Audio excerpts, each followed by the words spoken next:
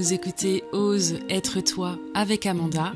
Je suis psychologue et psychothérapeute et je vous propose de partir ensemble à la découverte de notre monde affectif pour développer notre boussole intérieure, gagner en confiance, en autonomie et en liberté et retrouver tout notre potentiel en allant vers une vie équilibrée, dynamique et sereine. Si cet audio vous inspire, n'hésitez pas à commenter, à liker ou à partager ce podcast à quelqu'un qui en aurait besoin et à qui ça pourrait faire du bien. Vos contributions sont très précieuses pour moi. Elles me permettent de développer mes interventions et de tout cœur, je vous en remercie. Bonne écoute! Bonjour à toutes et à tous, j'espère que vous allez bien. De mon côté, je suis dans une très bonne période. J'aime les choses qui sont en train de se produire et de pouvoir les vivre. Voilà, c'est une période agréable. Et je suis ravie de vous retrouver pour ce nouvel épisode et je vous dis souvent ça et en même temps c'est très juste, c'est très vrai. Je suis tout le temps ravie de faire ces enregistrements parce que je vais vous faire une petite confidence, c'est que je vous parle dans ma tête. Et que souvent, dans ma semaine, je discute avec des gens, puisque bon, c'est mon métier, mais je vois des personnes où j'entends des choses, je m'entends dire des choses aussi, et je me dis, ah tiens, ça, il faut absolument que je partage ça, que j'en parle dans un épisode de podcast, et en fait, il y a même une frustration parce que j'ai pas assez de temps pour vous dire tout ce que j'aimerais vous dire. Donc j'essaye de choisir les informations que je vous transmets pour que vous puissiez les recevoir et que ce soit pas indigeste. Voilà, et j'ai souvent des choses à vous dire. Je réfléchis à mais comment je vais dire ça, comment je vais aborder ça, qu'est-ce que j'ai à dire sur ce sujet-là, et c'est très stimulant pour moi. Et donc aujourd'hui, c'était important pour moi de vous dire que vous n'êtes pas tout seul. Je vais pas vous parler d'une vie extraterrestre et vous dire qu'on n'est pas tout seul sur cette planète, dans cette galaxie. Je vais pas non plus vous dire des choses toutes faites ou qui seraient pas vraies, qui seraient pas juste uniquement pour vous réconforter, pour vous consoler. Je vais essayer d'aborder le fait de se sentir seul, l'inconfort du fait de se sentir seul, comme à mon habitude, aussi simplement possible et en vous donnant des clés, des choses concrètes pour vous permettre d'avancer. L'envie de vous parler de ça, c'est né de deux choses. D'abord, je vous ai fait un épisode il n'y a pas très longtemps qui s'intitulait « La capacité à être seul ». Et cet épisode vous a interpellé, semble-t-il, puisqu'il a été vraiment beaucoup écouté. Et donc je me suis dit qu'il y avait probablement un besoin à cet endroit-là, sur ce sujet-là. Et puis aussi parce que vous me faites de nombreux retours et je vous en remercie sincèrement parce que à la fois ça me donne beaucoup de courage, beaucoup d'élan pour poursuivre ce que je vous propose, mais c'est aussi très aidant et très précieux d'avoir ces retours-là pour savoir ce dont vous avez besoin, ce qui vous questionne, ce que vous ressentez. Et dans de nombreux retours qui me sont faits, vous me dites que ça vous fait du bien d'écouter ces épisodes de podcast parce que d'abord, vous vous sentez compris et comprise, ça c'est la première chose. Et puis, la deuxième chose, c'est que vous vous sentez moins seul parce que j'aborde des sujets qui, a priori, ne concernent pas que vous et intéressent... Le collectif intéresse un plus grand nombre de personnes, puisque si je les aborde, c'est que on m'a souvent posé la question, ou parce que j'ai souvent vu ça, ou je me suis souvent entendue dire ce que je vous dis là. Et donc, ça c'est mon premier message, c'est de vous dire que vous n'êtes pas tout seul. Ou en tout cas, vous êtes souvent bien moins seul que ce que vous imaginez, que ce que vous croyez. Vous n'êtes pas les seuls à vivre certains processus, certains mécanismes, certaines choses très douloureuses, à vous poser certaines questions. Et l'autre jour, j'ai une patiente qui m'a dit qu'elle avait écouté un épisode et elle m'a dit « Ah mais voilà, je suis pas la seule à vous demander ça, ça m'a rassurée ». et ça m'a beaucoup touchée et je suis vraiment ravie si j'arrive à vous transmettre ça.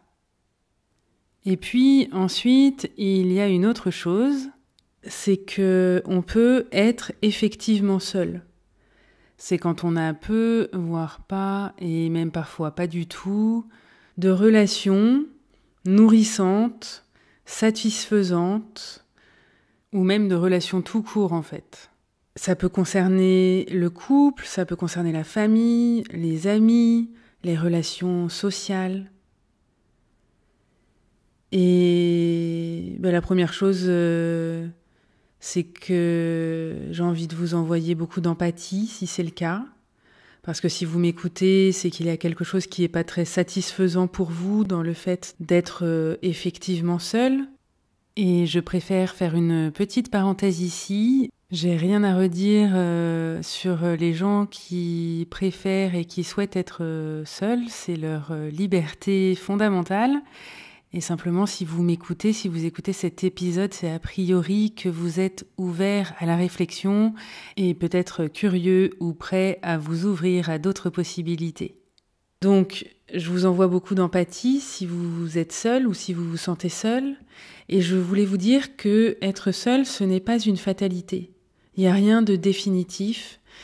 Et aussi découragé que vous vous sentiez à l'intérieur, il y a toujours la possibilité de créer de belles relations. Et quel que soit votre âge, quelle que soit votre histoire, il n'y a pas de fatalité. Si c'est ce que vous vous racontez à l'intérieur de vous, eh bien laissez un peu de place à ma voix pour vous dire que il est toujours possible, jusqu'à son dernier souffle, d'établir des liens sincères, profonds, authentiques, vibrants, aimants, avec des personnes qui se trouvent autour de nous.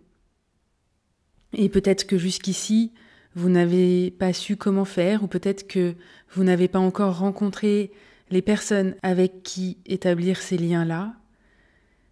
Et c'est vraiment un message plein d'espérance que j'ai envie de vous faire là. C'est possible.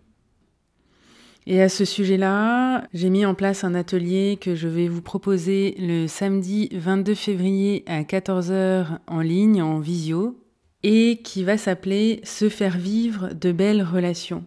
J'ai hésité d'ailleurs avec avec le titre et j'avais envie de l'appeler « Plus jamais seul ».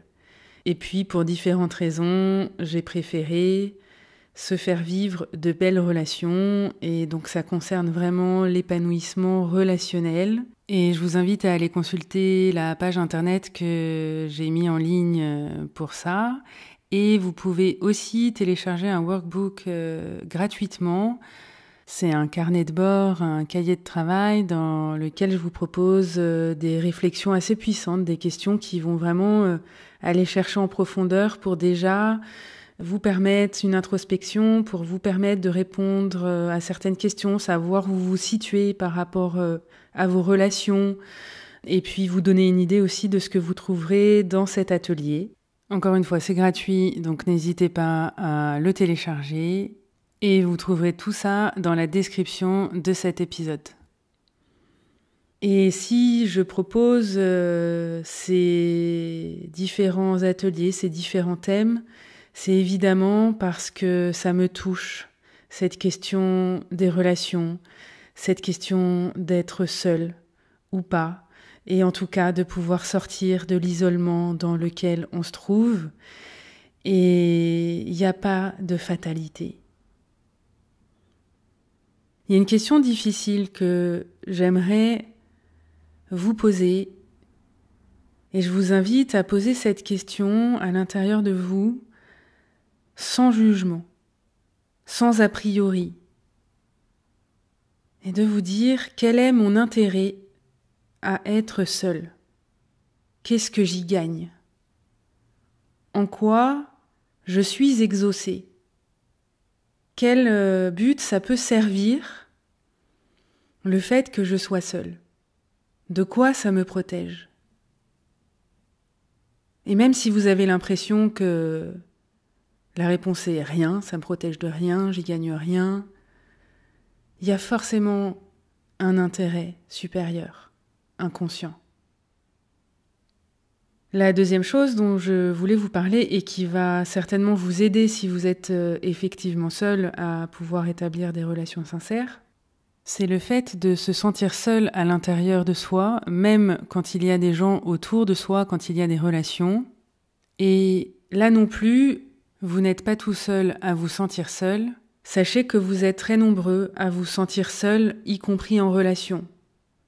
Que ce soit dans le couple, dans la famille, avec vos amis. Vraiment, j'entends ça, je dirais presque quotidiennement.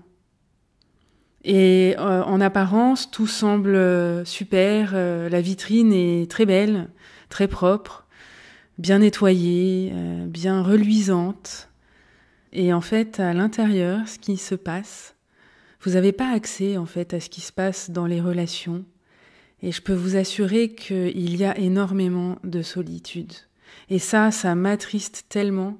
Je crois que c'est pour ça vraiment que j'ai cet élan au fond de moi de vous proposer tout ça, de vous proposer le podcast, les ateliers. C'est de constater chaque jour cette solitude et cet isolement.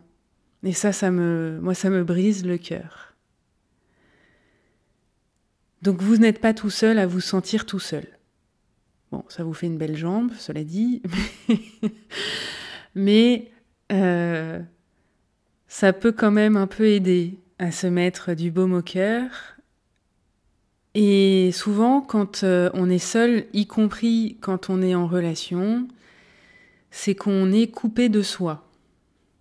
Et on va se faire vivre des relations qui sont pas du tout alignées avec nous, où on accepte des choses qui sont pas très correctes, où parfois on pose pas nos limites, où on va accepter des miettes relationnelles, on va accepter des choses qui a priori ne sont pas en accord avec nos valeurs, pour éviter d'être seul, pour éviter d'être effectivement seul. Et pour moi, ça n'engage que moi, c'est mon avis à moi, mais ça, c'est pire que être effectivement seul. Parce qu'en fait, on n'est même pas avec soi. Et le jour où on capte ça, où on comprend ça, il y a vraiment quelque chose qui bascule. Et on arrête de se faire vivre des relations toxiques. On commence à se reconnecter à soi. Et se reconnecter à soi, ça veut par exemple dire s'occuper de ses besoins. C'est identifier et honorer ses besoins, c'est-à-dire y répondre. Prendre le temps de les écouter et de leur rapporter des réponses satisfaisantes. De se nourrir sur tous les plans de notre être. De s'apporter des choses qui soient saines, de se respecter, de respecter ses valeurs. L'image, c'est de devenir, avec soi, son ou sa meilleure amie. Il y a une autre image qui est celle de prendre soin de son enfant intérieur. L'enfant intérieur, en fait, c'est notre part émotionnelle, c'est notre part affective. Et c'est prendre soin de ça. C'est quand on arrête de se rejeter ou de se sacrifier. Et quand on arrête de lutter contre soi, alors on n'est plus jamais seul comme avant. Parce que la première personne à être avec moi, c'est moi. Et il vaut mieux que j'apprenne à être avec moi le plus tôt possible parce que la seule personne avec qui je vais vivre avec certitude jusqu'à la fin de ma vie, c'est moi-même. Et même si vous avez des enfants, par exemple, vos enfants, tout ce qu'on peut leur souhaiter, c'est qu'un jour, ils vont être suffisamment grands et autonomes pour aller vivre leur vie sans vous et parfois loin de vous. Alors il est urgent de revenir à soi et d'apprendre à s'occuper de soi, à se prioriser. Et j'irai jusqu'à dire que c'est apprendre à défendre ses intérêts en toutes circonstances. Apprendre à se défendre. Qu'on ait tort ou raison, c'est pas la question. C'est apprendre à se défendre, à s'honorer, à se célébrer, à se respecter. Et à partir de là, il y a quelque chose qui va vibrer, qui va rayonner et qui va attirer à nous des personnes dont on a besoin, avec qui on va pouvoir établir des liens qui soient nourrissants, qui soient stimulants. Et pour ça, parfois, ça passe par accepter d'être effectivement seul pendant un temps. C'est un temps de transition. Souvent, quand on fait une thérapie, quand on fait un cheminement personnel, il y a un moment où on se retrouve seul parce qu'il y a un tri qui se fait. On n'arrive plus à être en relation de la même manière et on ne sait pas encore quelle relation on a envie d'avoir et les gens qui seraient en accord avec ça ne sont pas encore arrivés. Donc c'est vraiment légitime d'avoir un temps de transition où on peut se sentir vraiment très seul. Et en même temps, on est avec soi. Donc quand vous vous choisissez et que vous choisissez par exemple de quitter une relation pour vous retrouver vous, alors bien sûr généralement c'est une relation souffrante ou qui s'est vidée de sa substance. Très souvent, si vous faites ça, c'est que vous êtes déjà tout seul. Vous essayez de vous illusionner, mais vous êtes déjà tout seul depuis très longtemps. Et donc ce sera jamais pire que ce que vous vivez depuis si longtemps, parce que au moins et au mieux, je dirais, c'est que vous allez vous retrouver avec vous. Vous allez vous retrouver vous. Il y a une autre chose que j'avais envie de déconstruire, c'est que souvent j'entends la phrase qu'il faut d'abord s'aimer soi, être bien tout seul, avant d'être en couple, avant d'être en relation ou d'aimer les autres. Je dirais que cette phrase-là, elle n'est pas forcément vraie, elle n'est pas forcément juste. Elle peut l'être. Parfois, elle est pleine de sens, et à d'autres moments, ça ne vous correspond pas, et vous aimez-vous, ça va passer par pouvoir être en relation, et c'est la relation qui va permettre de réparer des choses à l'intérieur de soi, et donc on va s'aimer un peu plus soi, et puis on va aimer un peu plus les autres, et je dirais que c'est même pas la question, en fait, ça dépend des gens, et ça dépend de vous, ça dépend de votre construction, de vos conditionnements, de ce que vous avez vécu, de vos expériences. Et je crois surtout que c'est circulaire. C'est impulser un mouvement, que ça parte de soi, que ça parte de l'autre. Simplement, ça circule entre l'autre et vous, les autres et vous. Donc si vous sentez que vous avez besoin d'être seul pour faire ce chemin pendant un temps et que c'est une phase de transition, c'est juste. Et si vous sentez que vous avez besoin d'aller chercher un ou une autre à aimer pour faire ce chemin, c'est juste aussi. C'est apprendre à s'écouter et à pas écouter des phrases toutes faites qu'on essaye de plaquer sur vous. Et je voudrais vraiment aussi, parce que très souvent, j'entends qu'il y a la peur d'être jugé en étant vu seul. Et je vous ai partagé dans l'épisode La capacité à être seul que je me faisais des dates avec moi-même. Je vais déjeuner ou dîner ou me faire une sortie seule. Et c'est vraiment des moments que j'aime beaucoup. Et j'ai eu des retours à ce sujet-là. Et en fait, il y a la peur, ce serait comme la peur d'être pris en flagrant délit d'être seul. Et c'est quand même intéressant. C'est la peur d'être vu seul et que les autres autour se demandent ce que vous faites là tout seul. Et je voudrais vraiment vous amener à vous décomplexer là-dessus. Parce que ça vous regarde, ça regarde personne d'autre que vous. Vous n'avez absolument pas à vous en justifier. Quelle que soit la raison, qu'importe, en fait, ça ne regarde que vous. Et puis enfin, pour terminer, je voulais revenir sur ce que je vous disais en introduction, sur le fait de ne pas se sentir compris ou comprise. Et sur le fait de pouvoir apprendre à partager, à parler. Et ça, c'est fondamental. Très souvent, quand on va voir un thérapeute, et je l'entends, j'ai des retours là-dessus pareil très régulièrement, ce qu'on a du mal à projeter, à voir, c'est que le simple fait d'aller en séance et de parler, ça fait du bien, ça soulage. Parce qu'on n'est plus tout seul avec ça. On n'est plus tout seul à porter le poids de ce qui nous arrive, de ce qu'on pense, de nos questions. Ça ne veut pas dire que l'autre le porte avec nous, peut-être juste le temps de la discussion et de l'échange, simplement qu'il y a quelque chose qui s'écoule, qui se remet en mouvement. Et alors on se sent plus léger. Et je voudrais vraiment vous inviter à apprendre à mettre du dialogue dans vos relations, à pouvoir vous confier, à vous ouvrir, à choisir les gens avec qui vous le faites, évidemment, parce qu'on ne peut pas le faire avec tout le monde. Il y a des sujets sensibles et il est important aussi d'être vigilant, de se protéger. Donc si vous sentez que la personne ne peut pas recevoir ça ou qu'elle va vous juger ou qu'elle va l'utiliser contre vous, c'est aussi savoir faire la différence entre différentes personnes à qui vous pouvez confier ça. Je mets une petite attention ici parce que très souvent on a peur d'être jugé, d'être rejeté.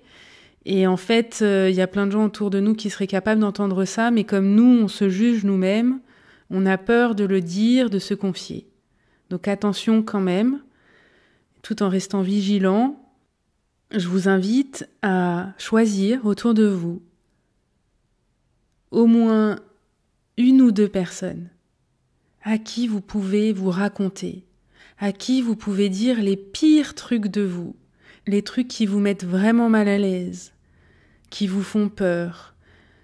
Parler des parts peu glorieuses en vous, des mécanismes qui sont pas très glorieux, des choses que vous faites dont vous n'êtes pas fiers, voire dont vous avez honte, les choses qui vous sont arrivées, dont vous vous croyez responsable, sans savoir si vous l'êtes vraiment, les choses douloureuses.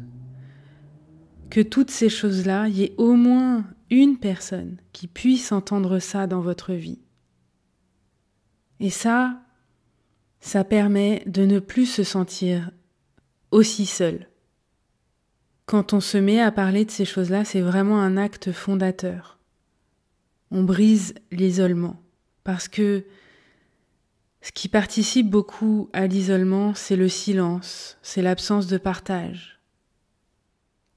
Pour conclure, je voulais vous encourager à aller expérimenter tout ça dans les relations, d'aller essayer parce que à un moment, il est bon d'aller se confronter à l'autre, aux autres, à la réalité, parce que parfois je peux avoir tout compris, avoir bien cheminé, avoir fait toutes les étapes, avoir 20 sur 20 en thérapie,